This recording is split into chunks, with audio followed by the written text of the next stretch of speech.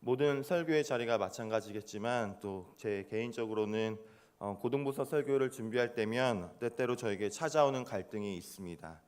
물론 기도로 준비하면서 하나님이 주시는 마음으로 본문을 정하고 묵상하고 설교를 준비합니다. 그럼에도 한 주간 삶 속에서 지치고 힘겹게 살아온 아이들에게 힘을 주고 도전을 주며 위로의 메시지를 주고 싶은 마음과 동시에 과연 항상 위로와 따뜻한 메시지를 주시는 것이 하나님의 마음은 아닐 것이다 라는 마음이 늘 교차합니다. 실제로 아이를 한없이 안아주는 모습과 때로는 맴매하는 모습도 자녀를 사랑하는 부모에게는 동시에 존재하게 마련입니다. 성경의 메시지도 우리 영혼에 새 힘과 기쁨과 사랑을 주는 말씀이 있음과 동시에 경고와 심판, 진노의 말씀이 함께 어우러져 있습니다. 그 중에서도 구약 예언서의 대부분에서는 하나님의 심판과 진노의 말씀이 담겨져 있고 오늘 본문인 호세아서도 마찬가지입니다. 호세아는 북이스라엘 여로보암 2세 때 활동했던 선지자인데 특별히 북이스라엘 역사상 최고의 번영기를 누렸던 시기에 활동했던 선지자입니다. 당시 여로보암 왕은 뛰어난 지도력으로 나라를 잘 다스렸고 경제적인 축적과 물질적인 부요라는 풍요를 가져오게 했습니다. 그러나 그들의 외적인 삶이 번영할수록 오히려 마음에는 신앙을 잃어버리게 되었고 신앙적으로는 부패하게 된 것을 안타까워하면서 여호와께로 돌아오라 라고 주님은 호세아를 통해서 말씀하고 계십니다. 오늘 본문 1절을 보면 하나님께서는 이스라엘 백성들을 향해서 내가 불의함으로 말미암아 엎드려졌느니라 라고 표현하고 있습니다. 바로 신앙적인 불의함으로 인해서 이스라엘의 영적 상태가 엎드러진 상태가 되었다라고 지적하고 있는 것이죠. 그리고 그들이 신앙적으로 엎드러진 이유를 3절에서는 크게 두 가지로 설명하고 있습니다. 첫째는 이스라엘이 하나님보다 강대국들을 의지하는 것 때문에 그 신앙적인 불의함으로 말미암아 엎드려졌다고 말하고 있습니다.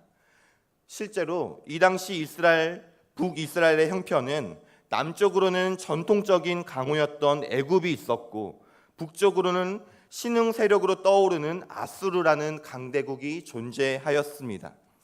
그 사이에 끼어서 그들의 패권 정책에 의해서 나라의 입지가 위협을 받고 있던 시기입니다. 그래서 이스라엘은 자연스럽게 애굽과 아수르라는 사이에서 일종의 줄타기 외교 정책을 통해 나라의 명백을 이어가고 있었던 것이지요. 이에 주님은 이 노력에 대해서 비록 그것이 세상적으로는 지혜로워 보이고 합리적으로 보일지 모르지만 신앙적으로는 매우 부패했다라고 지적하고 있는 것입니다. 그런데 가만히 생각해 보면 이러한 성경의 지적이 부당하게 느껴지게 될 수도 있습니다. 강대국에 의해서 우리나라의 존립이 위협받고 있을 때 또 다른 강대국에게 찾아가서 도움을 구하는 것이 그렇게 잘못된 것입니까? 우리로 치면 우리에게 어려움이 있을 때 그 어려움을 해결해 줄 또 다른 사람을 찾아가는 것이 정말 잘못된 일입니까? 우리 생각에는 인지상정이라고 생각할 수도 있고 어쩌면 잘 먹고 생계를 유지하기 위해서 마땅한 일 같은데 성경은 우리에게 왜 불의한 일이라고 하는지 우리는 깊이 생각해 봐야겠습니다. 3절에서 표현된 것처럼 아수르의 정치적인 힘을 의지하고 또한 말을 타는 것으로 대변하고 있는 애굽의 군사력을 의지하는 것이 불의한 일이고 그것으로 인해서 이스라엘이 영적으로 하나님 앞에서 엎드려졌다고 성경은 정확히 이야기하고 있습니다. 왜 그런 것일까요? 왜냐하면 그것은 바로 이스라엘이 하나님의 백성이기 때문입니다. 하나님의 백성, 나는 하나님의 백성이라고 할 때 그 뜻이 무엇입니까? 하나님의 통치를 받고 보호를 받으며 주님과 동행하는 사람들 아닙니까? 그럼에도 불구하고 하나님보다는 아수르를 의지하고 눈에 보이는 군사력을 의지하는 이스라엘의 부패한 마음을 주님께서는 깨우치고 있는 것입니다. 그러므로 우리가 기억해야 할 것은 우리의 삶과 영혼이 엎드러지지 않고 온전히 나아갈 수 있는 것은 오직 주님만을 최우선적으로 의지하는 것임을 믿으시기를 바랍니다. 그것이 신앙이지 않습니까? 신앙이라고 하는 것, 하나님을 전적으로 의지하는 그 모든 것을 이야기합니다.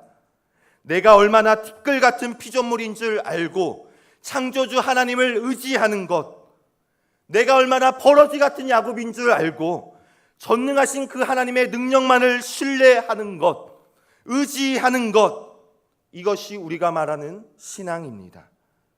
그리고 하나님께서는 전심으로 하나님 품에 안기며 하나님 한 분만을 의지하는 자를 주목하시고 승리케 하십니다. 따라서 행여라도 우리가 어떠한 불안과 어려움 속에 있다면, 힘듦이 찾아온다면 반드시 돌아봐야겠습니다. 문제는 지금 우리의 삶 속에 우리의 삶을 힘겹게 하는 대적이 얼마나 많고 적음이 아닙니다. 환난을 100번 당했는지 50번 당했는지가 아니라 어쩌면 우리에게 가장 큰 문제는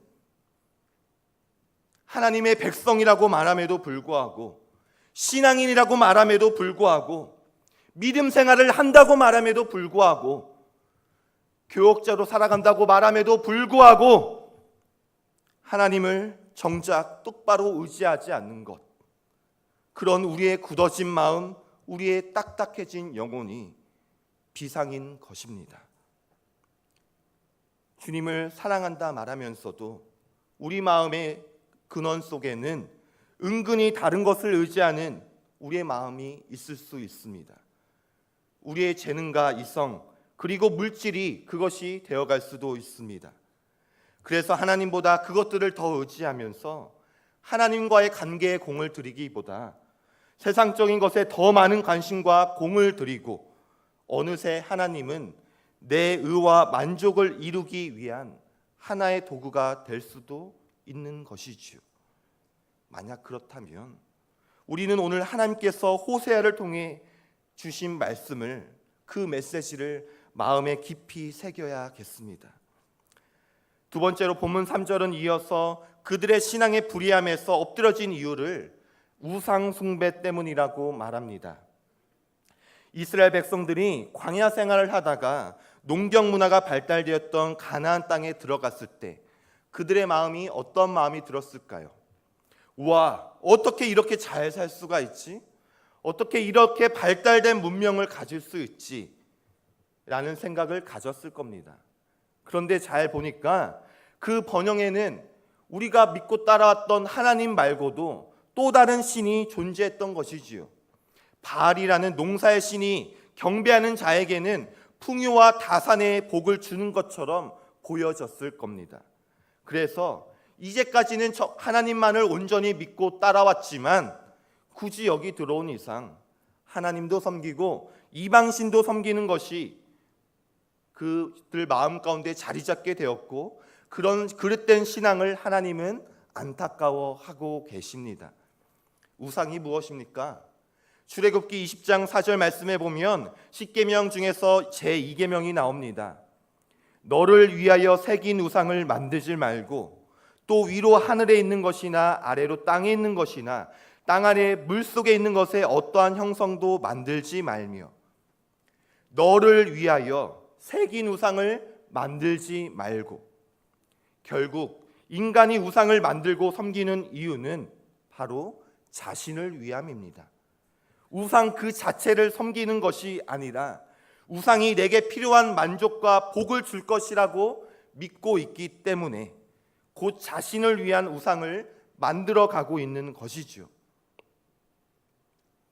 오늘 이 말씀이 하나님께서 우리에게 주시는 말씀이라면, 하나님께서 우리에게 따뜻한 메시지와 위로와 사랑의 메시지와 동시에 이스라엘에게 그랬던 것처럼 우리에게도 때로는 심판과 경고의 메시지를 주시는 분이시라면 우리도 돌아봐야겠습니다. 오늘을 살아가는 우리에게도 어느새 우리 마음속에 자리 잡아 들어온 현대형 바알이 존재할 수도 있습니다.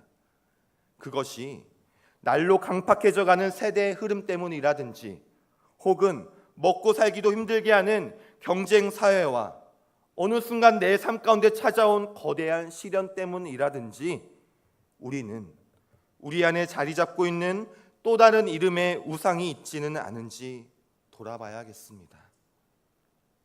우리의 삶과 신앙을 엎드러지게 만드는 하나님보다 우리 자신을 더 사랑하고자 하는 우리 마음의 생각과 가치관, 하나님의 말씀을 불순종하게 하는 그 무엇이 있지는 않은지 살펴봐야겠습니다.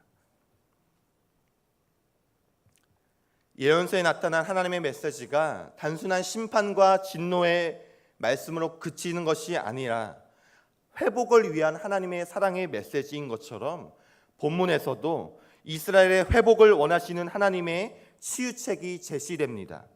본문 2절 말씀을 우리 다시 한번 읽어보도록 하겠습니다.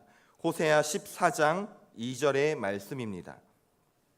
합독하겠습니다. 너는 말씀을 가지고 여호와께로 돌아와서 아뢰기를 모든 불의를 제거하시고 선한 말을 받으소서. 우리가 수송아지를 대신하여 입술의 열매를 주께 드리리이다. 아멘. 말씀을 가지고 여호와께로 돌아와서, 바로 말씀을 가지고 여호와께로 돌아오라고 주님은 말씀하십니다. 하나님께로 돌아가는 그 길은 말씀으로 가지고 돌아가야 합니다. 단순히 은혜로운 설교 말씀을 들었네로 끝나는 것이 아니라 그 말씀이 나의 영혼을 사로잡고 그 말씀이 내 삶을 주장하시도록, 그 말씀을 바로 알고 경험하며 체득하도록 몸부림치는 우리의 신앙의 모습이 필요합니다. 저와 여러분 모두가 진정으로 말씀을 소유한 사람이 되기를 간절히 바랍니다. 좋은 말씀을 주셨지만 예배당을 떠나면 세상의 염려와 근심에 사로잡혀서 살아가는 것이 아니라, 말씀으로 사로잡혀야 되지만 그 불안과 염려로 살아가는 것이 아니라 하나님의 말씀이 나를 이끌어가는 삶, 그 말씀이 내 삶에서 살아 운동력 있게 역사하시는 믿음의 삶이 되기를 진심으로 바랍니다. 하나님께서는 우리에게 성도로 살아가라고, 하나님의 자녀로 살아가라고 말씀을 주셨습니다. 말씀을 주셨습니다.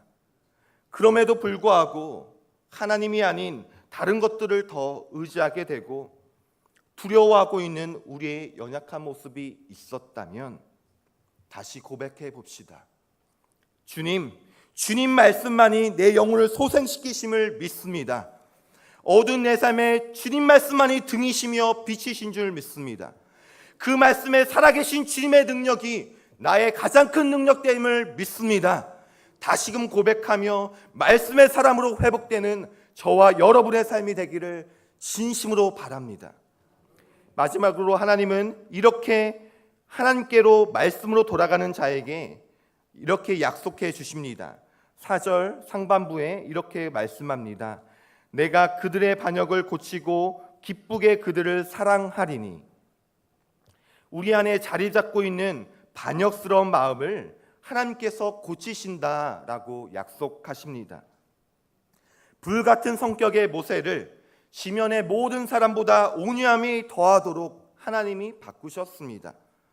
오만과 자기의로 가득 찬 사울을 나는 죄인 중에 괴수다라고 고백하는 하나님 앞에서 가장 겸손한 자로 주님이 변화시키셨습니다. 이것이 우리에게 주님이 소망이 되는 이유인 줄 믿습니다. 몇 번 설교회 단에서 제가 언급한 적이 있죠. 청소년 시기에 집이 하루아침에 곤두박질 치고 사업이 망하게 되어서 저희 집이 4번이나 이사를 하게 되었어요. 정말 큰 집에서 정말 작은 집으로 이사하게 되었어요. 청소년 시기에 정말 의기소침하게 되고 아무 희망도 소망도 없다고 생각한 그 시기에 제게 주어진 소망은 다른 어떤 학업, 다른 어떤 비전이 아니라 주님이 주시는 말씀이었습니다. 주님께서 수련회를 통해서 저에게 주신 말씀, 그날 주신 간증과 메시지를 통해서 제 인생을 변화시켜 주셨습니다. 두려움 가운데, 의기소침 가운데 있는 제 영혼을 하나님의 비전을 보게 하여 주셨고, 하나님의 비전을 위해 살아가게 만들어 주셨습니다. 이것이 바로 변화시키는 하나님의 말씀의 능력인 줄 믿습니다. 우리가 할 수 없어 보이는 것, 우리가 변화시킬 수 없어 보이는 것을 하나님께서는 고치시고 싸매시며 선으로 인도하십니다. 오랫동안 기도했지만 바뀌지 않는 자녀, 눈물 흘리며 기도하지만 바뀌지 않는 우리의 배우자와 가정이 있습니까? 매일매일 부르짖어도 변하지 않는 그 사람의 마음, 이 상황과 환경이 있습니까? 우리들의 상황과 형편은 도저히 바뀔 수 없다며 실족하고 실망하며 이젠 심지어 무뎌져 있습니까? 그렇다 할지라도 사람으로 할 수 없는 그것을 우리 하나님은 하십니다.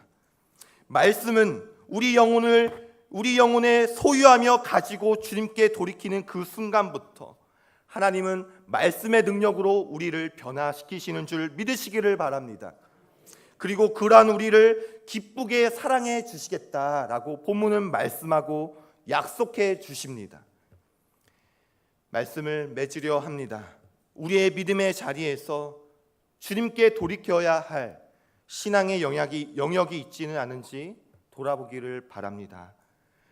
또한 말씀을 가지고 말씀을 소유하고 다시금 주님께 우리의 마음의 시선을 돌리고 주님께서 우리를 기쁘게 사랑하시는 그 사랑 안에 거하는 복된 삶이 되시기를 진심으로 바랍니다. 기도하겠습니다. 하나님 감사합니다. 우리에게 늘 사랑과 위로와 힘을 주시는 메시지로 우리의 삶을 이끌어 가시니 감사합니다. 하지만 때로는 이스라엘 백성에도 그러하셨던 것처럼 주님께서 우리에게 오늘날을 살아가면서 때로는 경고와 심판의 메시지를 주시는 것이 있지는 않은지 돌아보게 하여 주시옵소서. 내 하나님 여호와께로 돌아오라 말씀하시는 주님의 음성에 귀 기울이며 마음에 새깁니다. 주님, 우리 신앙을 돌아보게 하여 주시고 더욱더 온전한 신앙으로 우리를 이끌어 주시옵소서. 예수 그리스도의 이름으로 기도드립니다. 아멘.